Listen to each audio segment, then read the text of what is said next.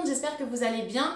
Aujourd'hui, je vais vous donner mes petits conseils que j'applique au quotidien pour rester tout le temps motivée sur mes nombreuses activités. Donc comme vous le savez, j'ai pas mal d'activités, j'ai pas mal de loisirs, je suis du genre à me prendre facilement de passion pour quelque chose et je ne peux pas m'empêcher de me fixer tout le temps des grands objectifs, que ce soit dans mes projets professionnels, dans ma vie personnelle, dans mes loisirs, dans mes activités, etc. Donc je vais vous donner mes conseils pour rester tout le temps motivé.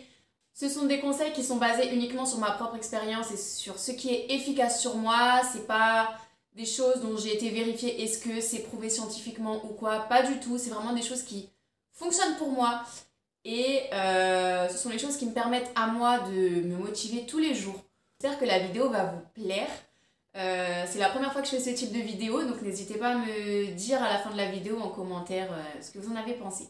Alors mon conseil numéro 1, alors je sais qu'il fait très cliché, il fait très réseaux sociaux, mais franchement il est vraiment efficace. Me lever tôt, me lever un peu plus tôt pour avoir une petite routine. Attention, vous n'êtes pas obligé de faire la morning routine qui est à la mode, il faut se lever à 5h30, même si moi c'est ce que je fais, mais on en reparlera après. Vous pouvez très bien vous lever juste ne serait-ce que 10 minutes plus tôt que d'habitude. Si vous êtes du genre à être pressé le matin, à courir le matin, franchement levez-vous juste 10 minutes plus tôt. Je sais que même 10 minutes, des fois ça a l'air dur de sortir du lit 10 minutes plus tôt. Mais franchement, faites-le, mettez votre réveil très loin du lit. En 10 minutes, vous pouvez mettre une petite routine. En 10 minutes, par exemple, vous avez le temps de faire, par exemple, ça peut être soit 3 minutes d'abdos suivi de 3 minutes de méditation, suivi de 4 minutes où vous prenez soin de vos cheveux ou bien vous faites un petit soin du visage. Ou bien ça peut être par exemple faire 5 minutes d'étirement et apprendre une langue ou réviser une langue pendant 5 minutes sur une application. En 5 minutes, vous pouvez apprendre du vocabulaire. Vous avez des petits jeux de vocabulaire qui durent moins de 5 minutes en général. Pour ma part, je me lève à 5h30 parce que je réveille mes enfants vers 7h moins 10. Donc ça me laisse un peu moins d'1h30 pour faire des choses que j'ai pas le temps de faire le reste de la journée, que je sais que le soir je n'aurai absolument pas la motivation de les faire. Donc en général ce que je fais, bon je vais vous résumer à peu près, si vous le souhaitez je vous ferai une vidéo morning routine plus détaillée. Mais en gros pour résumer, je prends environ on va dire un quart d'heure pour prier ou pour étudier la Bible. Donc ça pour moi c'est un temps vraiment crucial pour me sentir bien dans ma tête pendant la journée. Ensuite je fais mes soins du visage et là je commence à me mettre au yoga du visage pendant environ 20 minutes. En fait, le yoga du visage et les soins du visage, pour moi, ça va ensemble. Parce que je fais mes soins avant, je mets mon huile et avec l'huile, je me fais mon massage, mon yoga du visage, etc. Ça, c'est une habitude qui est vraiment très récente, donc j'espère la garder sur le long terme, c'est le but. Et ensuite, je révise un peu le portugais parce que je trouve que mon niveau n'est pas assez bon. Mon conseil numéro 2, c'est de faire du sport. Franchement, le sport, ça motive, mais tellement.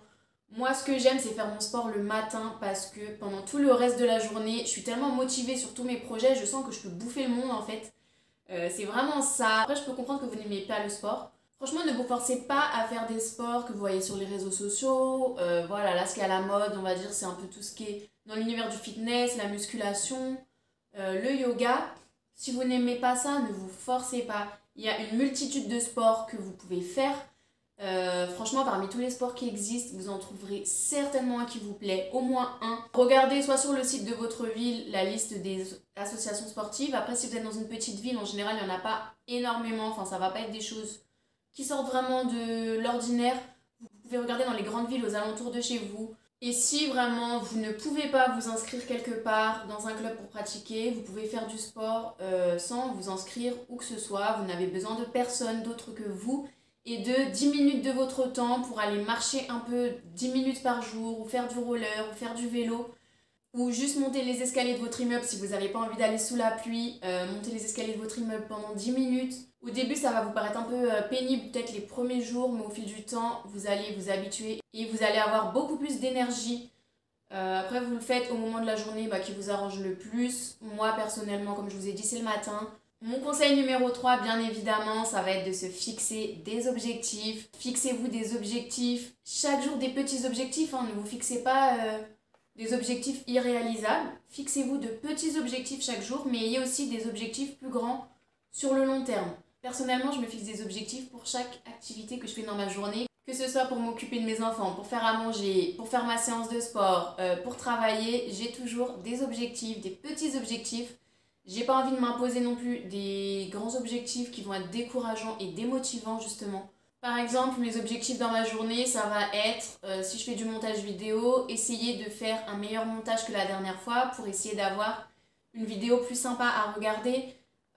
Essayer d'avoir une meilleure luminosité sur mes vidéos parce que je sais qu'elle n'est pas toujours super. Désolée, je viens de me moucher, j'espère que j'ai pas de la morve sur le nez parce que du coup je me vois pas. Je peux avoir comme objectif juste être satisfaite de ma séance de sport, à la fin de ma séance être satisfaite de moi. Pour moi c'est un objectif. Ne pas regarder mon téléphone de toute la soirée quand je suis avec mes enfants, c'est un autre objectif également. Donc ça c'est les petits objectifs que je me fixe chaque jour. Et après, je me fixe de plus grands objectifs, que ce soit à l'année ou même sur plusieurs années.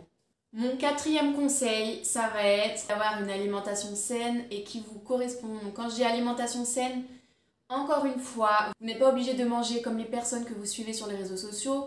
Si vous n'êtes pas vegan et que c'est pas votre truc, ne vous forcez pas à le devenir. Si vous n'avez pas envie de manger du poulet sec avec du riz sans sauce et des haricots verts, ne vous forcez pas. Il faut manger sainement, mais il faut manger des choses qui vous plaisent et que vous aimez. Moi, je trouve ça hyper important. Enfin, sinon, quel intérêt de vivre, quoi.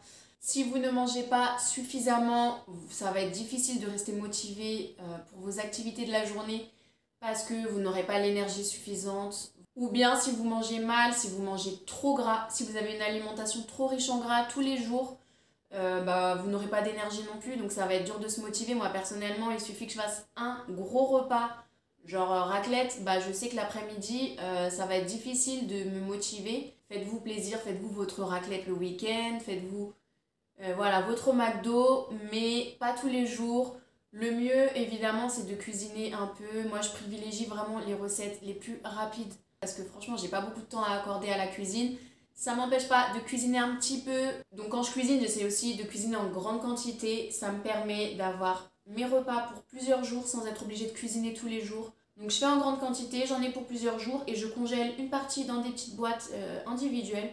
Comme ça, quand j'ai pas le temps de cuisiner ou que j'ai pas envie ou quoi que ce soit, j'ai juste à décongeler mes plats et j'ai pas besoin de commander un truc parce que j'ai rien à manger chez moi.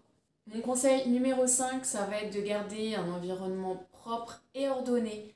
Alors, je sais que c'est pas toujours facile à appliquer selon notre situation. Si vous vivez avec un conjoint ou chez vos parents ou en colocation ou avec quelqu'un tout simplement qui est désordonné, ça sera pas forcément hyper facile à appliquer. Alors le but c'est pas d'aller embêter l'autre personne tous les jours pour qu'il soit plus ordonné. Juste vous essayez d'avoir votre petit espace à vous si c'est possible, si vous êtes dans une situation où vous avez un petit espace pour vous. Essayez de toujours le garder propre et ordonné, de garder vos affaires. Quand c'est le bazar, je ne peux pas me concentrer, je ne peux pas me concentrer pour faire du sport, je ne peux pas me concentrer pour travailler et du coup je serai beaucoup moins productive et je serai aussi moins motivée. Donc je prends le temps de ranger au fur et à mesure de la journée, j'essaie toujours de ranger au fur et à mesure. Après le soir comme je suis avec mes enfants, forcément ça se salit très vite, ça se remplit vite de bazar. Si je suis fatiguée, je prends ne serait-ce que 3 minutes le soir pour essayer de ranger un peu, faire un semblant de rangement. Ou bien le matin, je finis ma petite routine 5 minutes plus tôt pour ranger un petit peu. Et personnellement, je trouve que ça aide à rester motivé, d'avoir un environnement bien rangé, agréable. Mon 6e conseil, ça va être d'avoir de bonnes raisons de faire tout ce que vous faites. Si vous faites des choses pour les mauvaises raisons, vous ne pourrez pas garder votre motivation sur le long terme parce que vos motivations justement ne sont pas suffisantes. Donc si par exemple demain je décide d'apprendre le chinois parce que je trouve ça stylé, je trouve ça fun, j'ai envie d'impressionner les autres, alors que je n'utilise absolument pas le chinois dans ma vie, ni dans mon travail, que je suis pas amenée à rechercher un travail où on pourrait me demander de savoir parler chinois, clairement je vais pas être motivée tous les jours pour travailler pendant une demi-heure mon chinois, je vais pas être motivée sur le long terme. Tout ce que je fais dans ma journée, je sais pourquoi je le fais, je connais mes raisons et je me rappelle mes raisons, je me les remémore. Donc tout ce que je fais, c'est lié soit à une passion qui me fait vibrer, soit c'est lié à l'amour que je porte à ma famille ou à mes enfants ou à mes proches et à tout ce que j'aimerais pouvoir leur apporter. Mon septième conseil, alors il est très simple, je suis sûre que beaucoup d'entre vous l'appliquent déjà, c'est la musique. Alors la musique c'est vraiment un booster et d'ailleurs ça c'est quelque chose par contre qui est prouvé scientifiquement. Par exemple quand vous faites une séance de sport, si vous écoutez une musique à un certain rythme, vous aurez de meilleures performances. Parce que ça agit comme un dopant en fait. La musique agit comme un dopant, mais un bon dopant, voilà. Personnellement, je n'écoute aucune musique triste, les musiques qui donnent envie de se tirer une balle, non merci. Même quand je suis triste, même quand je vais pas bien, je n'écoute que des musiques dynamiques qui me donnent envie de sortir de mon lit en dansant le matin. Et enfin, mon dernier conseil, alors pour être très honnête, je ne sais pas si c'est le meilleur conseil du monde, je ne sais pas si c'est le plus sain du monde, j'en suis pas sûre parce que c'est un conseil qui est quand même très lié à l'ego, qui va venir nourrir votre ego. Donc voilà, vous êtes avertis. Après, je vous le donne quand même parce que je vous cache pas qu'il est vraiment efficace sur moi. Les jours où vraiment j'ai un coup de mou, j'ai une baisse de motivation et que tous les conseils que je vous ai cités précédemment ne sont pas suffisants, je repense à toutes les personnes qui m'ont sous-estimé ou qui m'ont méprisé dans la vie.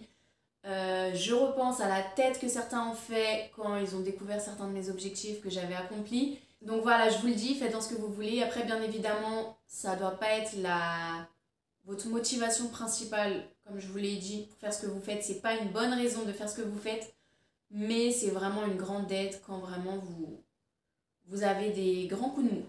Voilà, donc j'espère que cette vidéo vous aura plu. Donc voilà, on se retrouve bientôt. Salut!